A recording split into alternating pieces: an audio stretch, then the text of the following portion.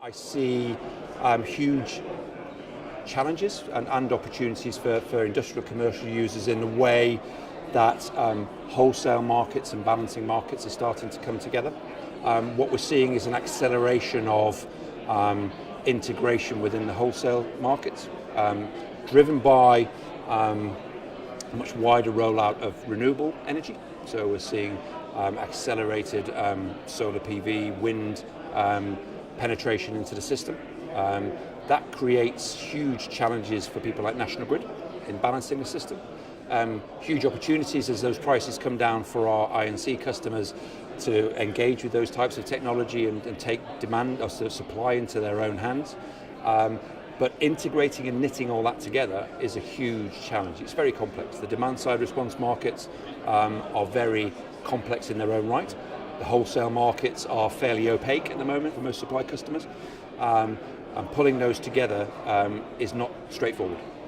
Where we see our unique position almost in that marketplace is through our partnerships with suppliers and system operators, having a fairly unique perspective on what each requires, and having a technology platform that's capable of delivering those services on behalf of our end user clients.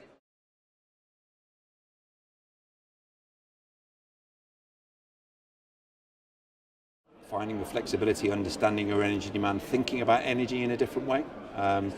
Predominantly talking about power here, about electricity, but thinking about how you use that in a very different way, proactively rather than passively.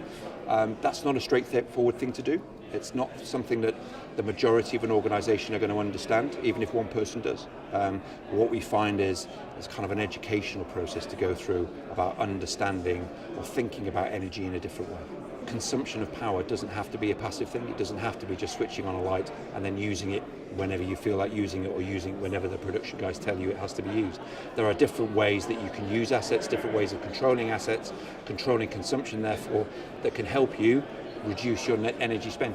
Energy costs continue to increase, not so much on commodity costs, but more on the non-energy costs of the industry charges that are coming through on bills, particularly for I&C customers, then the more fundamental that is. And we recognise it's not straightforward. It takes an average of 4 or 5 months for a customer of ours to get from an initial conversation to actually installing and testing and commissioning our kit and changing the way that they operate.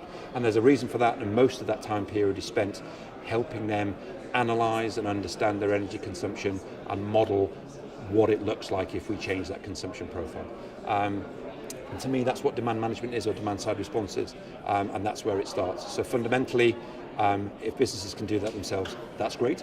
We can be the technology provider, we can come in at the end of that process and help them facilitate that and drive that, but more commonly, we will find that we start at the very beginning of the process and helping them with analysis and design of a system and what that might look like. And then, let's not forget, energy is not front and centre for most boards.